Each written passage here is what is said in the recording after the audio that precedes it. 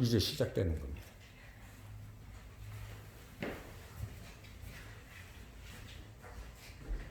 지금 열심히 배웠는데 원숭이가 나무에서 떨어진다는 거잖아요. 제가 새벽에는요 비행기 모드로 해놓고 해요. 지난번에 제가 강의도 올리고 새벽 기도도 미리 2개를 했거든요, 교회에서. 그런데 혼자 열심히 했어요. 그런데 이 중대본에서 카톡이 뜨니까 하나도 복화가 안 된 거예요. 그런데 삑 소리는 났는데 너 중간에 내려가려고 그러냐 아깝고, 그리고 끝나고 나서 보니까 안 된 거예요, 전혀. 그때부터 딱 멈춰버린 거예요. 근데 지금 우리가 열심히 회개를 했는데 시간이 지나버린 거예요. 이거 녹화해서 올려주려고 그랬는데 참 올리기도 뭐하고 그렇습니다. 세 번째, 회개에 대해서. 이 회개의 요소는 첫째, 지적인 요소. 내가 죄를 지었다는 것을 알아야 됩니다. 두 번째는 이 정적인 요소. 내가 죄를 지은 것에 대해서 슬퍼해야 하는 거고, 굉장히 슬퍼하고 땀을 치고 울고 진짜 내가 죄를 졌다고 잘못했다고 통회하는 겁니다. 그런데 여러분, 운다고 그게 회개가 아닙니다. 여기 뉘우친다고 하는 헬라어가 있는데 메타멜로마이라고 하는 말은 이 뉘우친다, 후회한다라고 하는 뜻이에요. 가룟유다가 예수님을 얼마에 팔았죠? 은 30에 팔아 먹었잖아요. 그런데 가룟유다는 어떻게 보면 믿음이 좋은 사람이에요. 예수님의 제자 중에서 제일 멀리에서 예수님을 따른 사람이거든요. 예배당에 올 때 가까운 사람이 일찍 와요? 멀리 있는 사람이 일찍 와요? 멀리 있는 사람이 일찍 오죠? 우리 김달래 권사님이 제일 먼저 왔어요. 전철 타고. 그런데 오늘은 하나님께서 다른 사람들을 가르쳐 주셨기 때문에 오늘 교회에 오실 수 있었던 거예요. 집에서 여기까지 마스크 안 쓰고 온 거예요. 야, 이거 마스크 안 쓰면 혼나요, 못하게 하고 벌금 매긴다고 그러고 난리인데, 목사님 와보니까 마스크를 안 썼네. 그러면 교회에서는 써야지. 그래서 마스크를 드렸어요. 하나님께서 마스크도 안 써도 다니게 해주시는 걸 보니까 특별한 은혜가 있는 분 같아. 네. 또 한번 쓰고 가지 말아보세요. 이 가룟유다가 멀리서 예수님을 따랐고 12명의 제자 중에서 재정을 맡았잖아요. 이 돈은 아무나 몇 개 안 맡겨요. 베드로한테 맡겼으면 한 방에 다 써버렸을 거예요. 근데 가룟유다는 계산이 많잖아요. 계산을 많이 하는 사람이. 그래서 처음에는 가룟유다가 대단했거든요. 믿음이 좋았단 말이에요. 그런데 예수님을 따라다니면서 말씀을 듣고 기적도 행하고 귀신도 쫓아내고 가룟유다도 다 했거든요. 그런데 예수님이 돌아가신다 그러잖아요. 예수님이 죽는다 그러잖아요. 아니, 이 양반이 왕이 돼갖고 내가 그 재무부 장관이나 무슨 장관 하나 할 줄 알았는데 이 양반이 죽는다고? 이렇게 기적을 베푸시는 사람이 죽는다는 게 말이 되냐? 절대로 이 기적을 베푸시는 걸 보니까 안 돌아가실 것이다. 나는 기왕에 돌아가신다고 하니까 돈 받고, 예수님은 돌아가셔도 어떻게 기적을 해서 살아나올 것이다 생각하니까 가룟유다가 돈을 받고 일단 챙기고, 예수님은 잡혀가도 능력이 있으셔서 다시 나올 것이다. 이 정도면 믿음 괜찮잖아요? 그래가지고 가룟유다가 예수님을 팔았는데, 아니 자기 생각하고는 달라. 예수님이 재판장에 끌려가고 예수님이 죽게 생긴 거예요. 그러니까 이거 내가 이거 잘못 생각했구나. 그래가지고 은 30을 대제사장 뜰에다가 집어 던져버리잖아요. 그죠? 집어 던져버리고 어떻게 해요? 자살을 해버리잖아요. 가룟 유다는 어디까지 갔냐면요, 자기 죄를 알았어요. 그리고 가룟 유다는 정적으로 슬퍼했어요. 그러니까 그 좋아하는 돈, 도둑이라 그랬잖아요, 예수님이. 그 가룟 유다가 그 돈을 던지잖아요. 아, 진짜 내가 잘못했구나. 던졌으면 이제 회개를 했으면 놀라운 주의 종이 됐을 텐데, 사도로서 사명을 감당했을 텐데 자살을 해버렸잖아요. 그러니까 회개에 3단계가 있는데 이 3개가 돼야 진짜 회개라고 그랬는데 가룟 유다는 1단계, 2단계까지는 갔습니다. 그런데 가룟 유다는 3단계까지는 가지 못한 겁니다. 베드로는 한번 예를 들어볼까요? 베드로는 진짜 의리 없는 친구예요. 주와 함께 죽을지언정 절대로 주님은 돌아가시지 않을 겁니다. 우리가 지키겠습니다. 그 정도 충성하고 맹세하는 사람 많지 않아요. 의리가 있는 사람이에요. 그래도요, 베드로가 끝까지 내가 주님을 지키겠습니다. 절대로 그런 일 생기지 않습니다. 자신만만했는데 예수님 십자가에 지는 그 뜰, 재판받은 뜰까지 가서 예수님을 3번 모른다고 부인하고 저주하고 맹세까지 했잖아요. 나 그 사람 이름도 들어보지 못했다. 아니 3년 동안 같이 밥 먹어놓고서 그 사람하고 같이 있어본 적도 없다고 그렇게 말이라도 됩니까? 왜냐하면 사람이 코너에 몰리면 무슨 말을 못하겠습니까? 그리고 베드로는 닭 울음소리를 듣고 엉엉 울면서 회개했잖아요. 통에 참으겠죠. 완전히 돌아섰잖아요. 그래서 그는 진짜 회개를 한 것이고 가룟 유다는 첫째, 둘째 단계까지는 갔는데 3번째 이 의지적인 것까지는 가지 못했다. 그 말입니다. 잘못된 것을 생각하고 방송대곡했다고 회개가 완전해진 것이 아니라 이제는 내가 죄 안 짓고 이제는 똑바로 살아가야 되겠다고 결심을 하고 확 돌아서는 이 의지가 있을 때 진정한 회개를 한 것이다. 이렇게 보는 겁니다. 이것이 회개의 3요소입니다. 지, 정, 의입니다. 그래서 이 지정의라고 하는 것은 완전히 전인격적으로 나의 모든 것으로 회개하는 그것을 의미합니다. 다윗은 어떤 죄를 지었나요? 다윗은 우리아의 아내를 범했어요. 남의 아내를 왕권을 이용해서 자기가 불러서 범해서 임신을 시켰습니다. 간음을 한 거죠. 왕권을, 권력을 이용해서. 이제 이 여자 밧세바가 임신된 것이 들통이 날까봐 전쟁터에 나가 있는 우리아를 데리고 와요. 데리고 와서 같이 잠을 자게 부인하고, 그러니까 자기의 잘못을 싹 구렁이 담 넘어가듯이 싹 해버리고, 그러니까 다윗은 되게 똑똑한 사람이에요. 그런데 그 우리아는 지금 우리 군인들이 전부 다 전쟁터에서 싸우고 있는데 내가 어떻게 휴가를 와서, 휴가 가라 그러니까 어쩔 수 없이 온 거예요. 유업 장군이 보내니까. 내가 어떻게 우리 부인하고 내가 잠을 잘 수 있냐.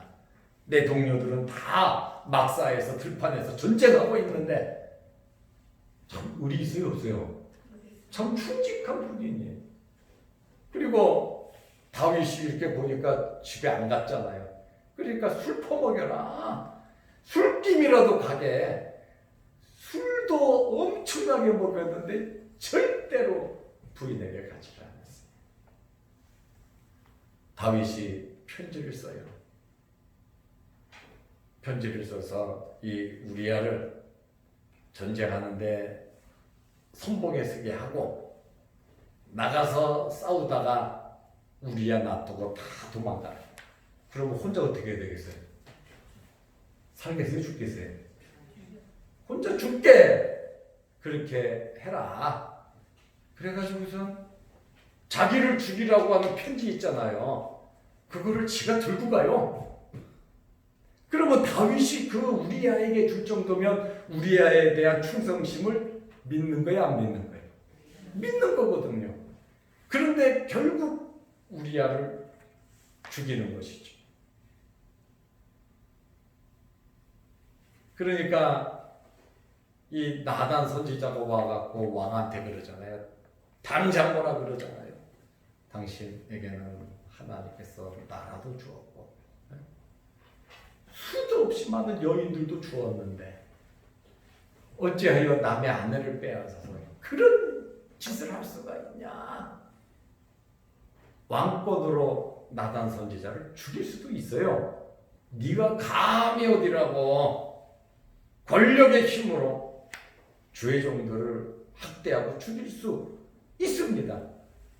그러나 다윗은 아이고 하나님 잘못했어. 그 자리에서 통에 자복을 하잖아요. 그래서 시편에 다윗의 시편을 보면 그 죄의 문제를 회개하는 시편들이 굉장히 많아요. 얼마나 다윗이 울었든지 내 침상이 눈물에 뜬다 그러잖아요. 그거는 거짓말이 아니에요. 가장법이죠. 그 정도로 죄에 대해서 다윗이 슬퍼한 거예요. 그런데 여러분 죄를 지면요 하나님께서 그 죄값은 찾아요. 그 여자가 임신했잖아요. 임신을 했는데 그 아이가 태어나서 죽으려고 그래요. 그러니까 다윗이 하나님 앞에 이 아이 좀 살려달라고 기도하는데 이 아이가 끝내는 죽습니다. 살려달라고 금식하던 다윗이 아이가 딱 죽고 나니까 옷 갈아입고 머리에 기름 바르고 자기 일을 하는 거예요. 내가 할 수 있는 것은 하나님 앞에 기도하는 것까지밖에 나는 못한다. 이 아이를 살리고 죽이는 것은 누가? 하나님의 권한에 있는 것이다. 이게 다윗의 신앙이고 다윗의 믿음이었거든요. 그렇게 해서 그 임신했던 아이는 죽습니다.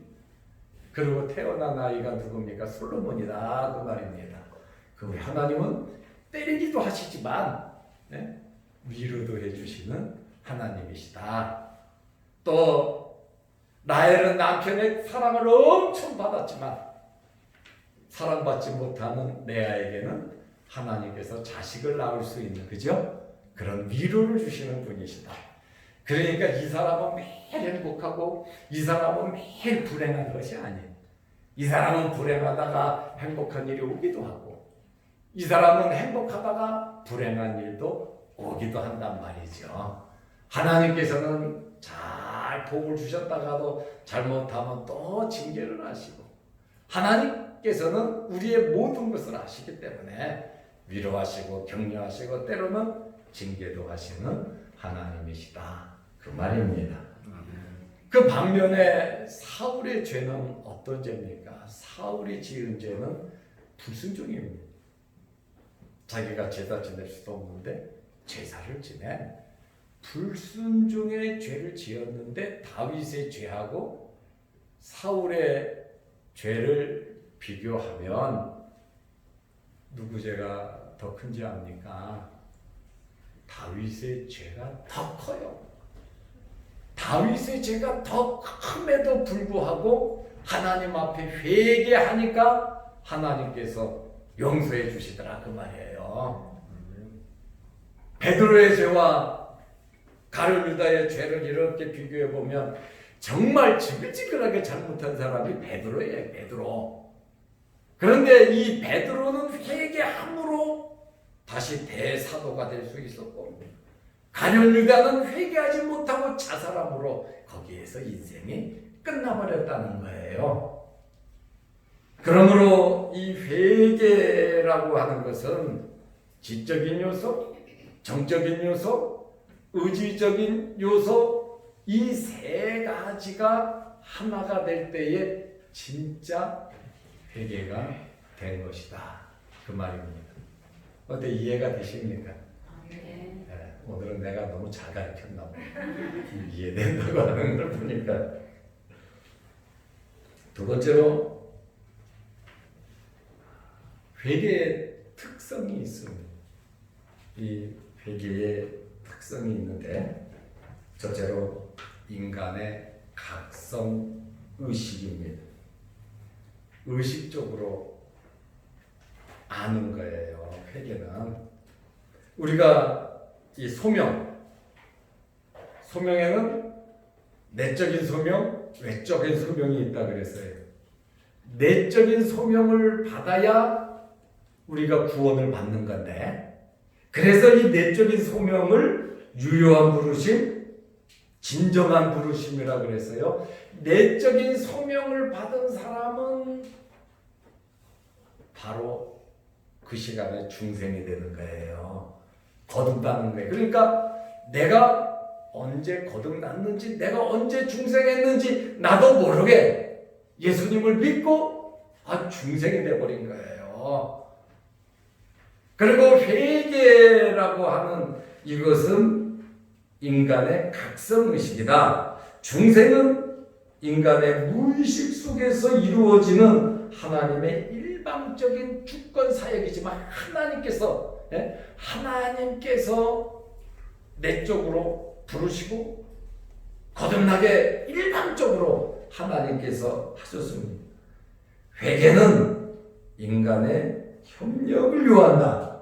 회개는 인간의 각성의식에서 생기는 지정의의 인간적 표현행위이기 때문이다.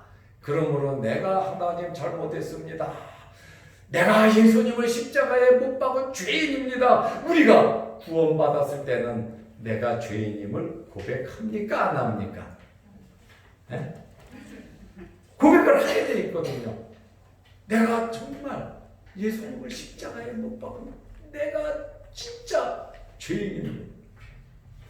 이러한 이 각성의식, 내가 예수님을 진심으로 믿습니다. 내가 예수님을 믿을 때 벌써 소명, 중생, 회개, 믿음까지 순식간에 이루어지는 거거든요. 그것은 주님을 만날 때, 내가 진정으로 회개할 때 그러한 역사가 일어나더라 그 말입니다. 그러나 회개의 주체는 사람이 아니라 회개의 주체는 성령님이시다 그 말입니다. 우리가 구원론을 이렇게 보면서 이 구원론은 성령의 사역이다 이렇게 말씀을 드렸습니다. 다른 말로는 성령론이라고도 말할 수가 있습니다. 이제 네 번째 믿음에 대해서 말씀을 드리겠습니다. 믿음이라고 하는 것은 말씀을 미리 드렸던 것처럼 죄를 잊어버리고 하나님만 바라보는 회심의 적극적인 행위이다. 회심의 소극적인 행위는 뭐라 그랬어요? 조금 전에 말했는데 회심의 소극적인 면을 뭐라 그랬어요? 네? 회개. 회심의 적극적인 요소를 뭐라 그랬어요? 신앙, 믿음. 그러니까 우리는 회심의 소극적인 면인 회개에 대해서 슬퍼하는 것에 대해서 배웠단 말입니다. 이제 네 번째 믿음에 대해서는 이 회심의 적극적, 회개는 슬퍼하고 막 통하는 거지만 죄를 바라보는 거잖아요. 그죠? 그러나 신앙이라고 하는 것은 하나님을 바라보는 거다 그 말이에요. 적극적으로. 그러니까 회개는 죄를 바라보는 것이고 신앙은 하나님을 바라보는 거란 말입니다. 그래서 회심의 소극적인 요소는 회개고 회심의 적극적인 요소는 신앙이다 그 말입니다. 이제 이해가 되셨어요? 조금 커졌네 이제 아멘 소리가. 그래서 첫째로 바른 방향으로 돌이키고 그 다음에는 똑바로 앞을 향하여 전진하는 것입니다. 그러므로 우리는 속죄하신 예수님만 바라보고 확신하는 그것이 바로 신앙이다, 믿음이다 이렇게 말할 수 있습니다. 우리 기독교에서 믿음이라고 하는 것은 정말로 중요한 것입니다. 로마서 1장 17절 하박국 2장 4절에 보면 오직 의인은 믿음으로 말미암아 살리라. 오직 의인은 믿음으로 산다는 거예요. 요한복음 3장 16절에 보면 저를 믿는 자마다 멸망하지 아니하고 영생을 얻게 하려 하시니라. 이러한 말씀을 궁구해서 이신 믿음으로 의로워지고 이신 듣고 믿음으로 구원받는다라고 하는 유명한 말이 나오게 된 것입니다. 믿어야 살고 믿어야 천국에 가는 것입니다. 무엇을 믿느냐? 예수님을 믿는 건데 예수님의 죽으심과 예수님의 부활을 믿는 겁니다. 예수님의 죽으심과 예수님의 부활을 가리켜서 한마디로 말을 하면 복음입니다. 바로 복음을 믿는 겁니다. 그래서 로마서 1장 16절에 보면 이 복음은 십자가와 부활이죠. 모든 믿는 자에게 구원을 주시는 하나님의 능력이 됨이라. 바로 이 복음은 십자가와 부활은 구원을 주는 하나님의 능력이다. 이렇게 말을 하고 있습니다. 그래서 구원의 주체자는 누구냐? 하나님이시고 구원의 대상은 누구냐? 죄인이고 구원의 내용은 뭐냐? 예수님을 믿는 것이고 조건이 믿음이고 결과는 뭐냐? 영생이라고 하는 그러한 말씀입니다. 예수님께서 십자가에서만 돌아가셨다면 우리의 믿음과 우리의 구원은 헛것입니다. 그냥 율법에 복종하고 만 거예요. 그러나 예수님께서 부활하심으로 율법의 권세를 깨고 부활을 통해서 우리에게 구원이 온 것입니다. 그러므로 바울이 그러잖아요. 주님의 죽으심과 부활이 없으면 우리의 믿음이 헛것이다 그러잖아요. 그래서 우리는 십자가도 강조해야 되지만 예수님의 부활이 우리에게 구원을 유력케 하는, 십자가에서 율법의 요구를 완성시키셨고 예수님께서 부활하심으로 우리에게 구원을, 새 생명을 주실 수가 있다라고 하는 그러한 말씀입니다. 요즘에 갈라디아서를 제가 새벽마다 보내드리니까 많이 들으실 텐데 오직 십자가 복음만 말하고 있죠. 그죠? 사도 바울은 오직 나는 십자가와 부활 외에는 아무것도 알기를 원치 않는다 그랬거든요. 그리고 이 십자가와 부활 이 복음 외에 다른 것을 전하면 저주를 받는다 그랬어요. 나도 바울 자신도 복음을 전했는데 나중에 와서 다른 얘기를 하면 나도 저주를 받고 하늘에서 내려온 천사도 복음 외에 다른 것을 전하면 저주를 받는다고 이야기를 했거든요. 그러므로 우리의 살 길은 오로지 복음, 예수 그리스도로 여러분 만족하시기를 바랍니다. 우리에게 구원을 주셨다. 이 세상에서 제일 잘 사는 것이 뭐냐? 예수 믿고 구원받은 거 아닙니까? 그러므로 우리는 이 세상에 하고 싶은 것도 많고 해야 할 일도 많지만 특별히 이 구원관에 대해서 예수 믿고 구원받은 이 복음 진리에 대해서 예수 그리스도로 만족하시기를 바랍니다.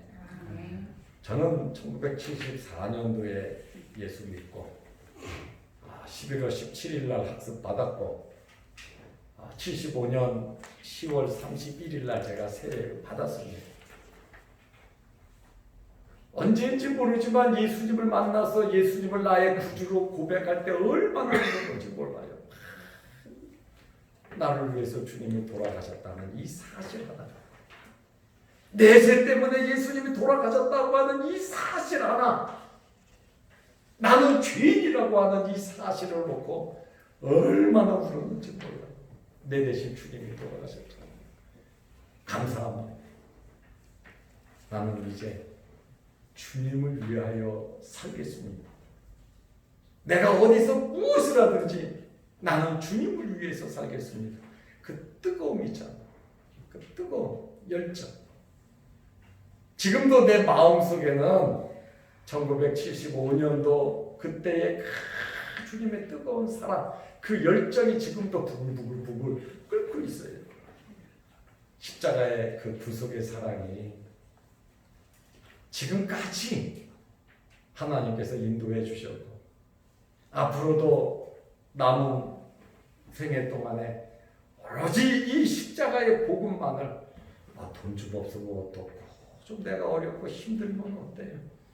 욕심 부리고 살 것도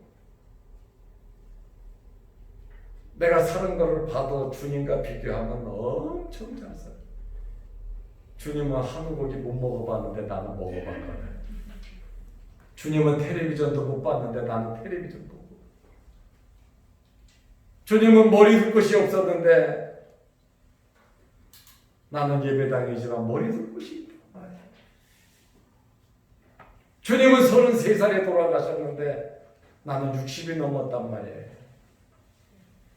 내가 33살 딱 돼서 34살 될 때 많이 울었어요. 주님, 죄송하게 주님보다 내가 더 삽니다. 내가 주님보다 더 삽니다. 내 어깨가 무겁습니다. 정말 세상적인 그거 없어요. 세상적인 욕심 있으면 내가 SK그룹에서 돈 벌어먹고 살았죠. 길이 뻥 뚫렸는데. 그러나 내가 살아가는 삶에 있어서 가장 중요한 것은 돈 벌어서 자식들 잘 키우는 것도 좋겠지만 목사가 돼서 한 영혼이라도 예수를 믿어 구원받는다면 나는 그것으로 만족한다 그랬거든요. 아멘, 아멘. 아멘. 오로지 한 영혼이라도 예수 믿고 구원받는다면 내가 인생을 돈 벌면서 그냥 아파트 몇 채 가지고 잘 먹고 잘 사는 것보다도 한 영혼이라도 예수 믿고 구원받는다면 나는 그것이 인생 잘 살았다고 저는 생각하고 있어요. 그렇기 때문에 다른 욕심 같은 거 부릴 것도 없고 지금까지 내가 살아온 것도 마이너스는 아니거든. 자양동에 450만 원 갖고 와서 지금까지 내가 먹은 게 450만 원은 안 되겠냐고 말이야.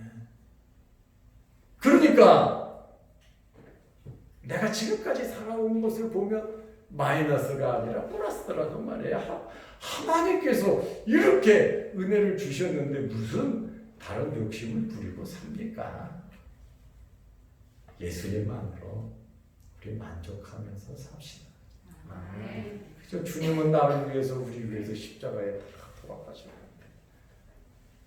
우리 남은 생에 막 움켜쥐고 좀 더 얻으려고 그럴 필요가 없어요. 달라면 다 주고 욕심 부린다고 그거 다 내게 됩니까? 또 세상 떠날 때 그거 내가 가지고 갑니까? 그러니까 정말 예수 믿고 구원받는 이 사실에 대해서 여러분 감사하면서 여러분에게 제일 가까운 사람들부터 뜨겁게 사랑하시기 바랍니다. 원수를 사랑하라. 아직까지 원수를 사랑할 수 있어. 그러나 가까이 있는 지긋지긋한 사람은 사랑 못해. 늘 가까이 나에게 잘해주는 사람은 사랑 못해. 걔들 신경질 내고 화가 나. 내가 제일 가까이 있는 사람부터 사랑해야 합니다. 그거 사랑하지 못하면 어떻게 원수를 사랑할 수가 있겠어요? 너무 거창하게 원수도 미워해도 돼. 그러나 가까운 사람부터 사랑하십시오. 가까운 사람부터 사랑하다 보면 원수까지도 사랑하는 마음이 생기더라는 거예요. 그렇다고 또 녹음 대포 탁 잘라갖고 원수는 미워해도 돼. 손 목사 그렇게 선거했다 그러면 골치 아파. 가까운 사람 정말 나에게 월급도 갖다 주고 같이 마음을 나누고 같이 먹고 같이 자고 하는 그 가까운 사람을 사랑 못하는데 어떻게 멀리 있는 원수까지 사랑할 수 있겠냐 그 말이에요. 내 말이 안 되나? 우리 정비경 원사님한테 말 되지? 장로님 내 얘기 맞죠? 맞습니다. 그러면 말 잘못해도 같이 잘못해야지. 그러니까 가까운 사람부터 이렇게 등지지 말고 이렇게 서로 사랑하고 부부간에 또 자식간에 잘 하면서 이게 사랑의 실천해 가는 거지. 나보러 목사님 그것도 좋은데 난 우리 마누라가 나를 인정하는 게 제일 좋아. 마누라한테 인정 못 받으면 내가 설교할 때마다 쪼려볼 거 아니에요. 째려보면서 말로만 잘한다. 실제로는 못하고 말로만. 그래서 지난번에 설교하면서 돈 주라 그랬죠? 그거 기억하죠? 내가 총회 갔더니 총회에서 10만 원 줍디다. 10만 원. 노회에서 20만 원 주더라고. 그래서 마누라가 원하는 거 다 가져버렸어. 내 거 없어. 근데 사주니까 행복해졌네. 그 행복해하는 모습 보니까 30만 원보다 더 큰 거야. 어쨌든 아멘이죠. 그러니까 큰 사람한테 인정받는 거. 그게 진짜 중요해. 그러니까 우리가 믿는 사람들이 노력을 하되 예수 믿는 사람들이 가정에서부터 사랑에 척척 끌어넘쳐서 바깥으로 잘 주고 만족할 줄 알아야 돼. 제가 늘 말하잖아요. 450만 원 갖고 자양동에 와서 교회를 자양한의원 2층에서 개척을 해가지고 참 우리 정광자 권사님 만난 게 난 복이네. 생각해보니까 제가 공동회도 드리고 참 사람이 서로 만난다는 것도 여러분들도 이렇게 만나서 함께 하나님을 섬긴다는 거 물론 욕도 많이 먹고 벨소리도 다 들었지만 그래도 코랑대오 하나님 앞에서 우리가 바르게 살아가면 모든 보상은 하나님께서 해주시는 거예요. 죽을 것 같아도 망할 것 같아도 안 될 것 같아도 사방에 우겨싸움을 당해도 주님만 사랑하고 주님만 바라보고 내가 원수 같지 않고 내가 변명하지 않고 내가 엉뚱한 소리 안 해도 하나님께서 다 이렇게 평정해 주신다니까요. 그러니까 예수 믿는다는 게 그렇게 참 좋아. 근데 장로님 옆에 나무 다 뽑아버렸대. 모르겠습니다. 안 봤습니다. 왜 나무 다 뽑아버렸어? 왜 뽑았는지 알아요? 그거 주님께 물어봐.